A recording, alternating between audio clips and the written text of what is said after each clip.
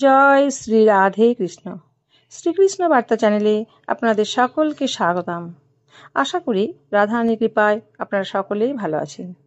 আজ আবার একটা নূতন বাণী নিয়ে আপনাদের সামনে চলে এসেছি।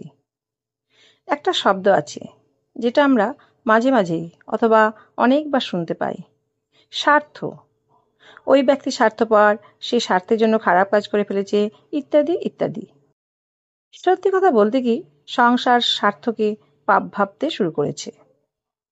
কিন্তু স্বার্থ কি সত্যিই ক্ষতিকর? না।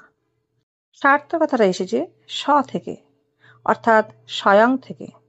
যে কর্মে শুধু স্বয়ং এর অর্থ আছে, শুধু স্বয়ং এর কোনো লাভ আছে, সেটাই স্বার্থ। এবার প্রশ্ন এটাই হলো যে আপনার স্বটা কি?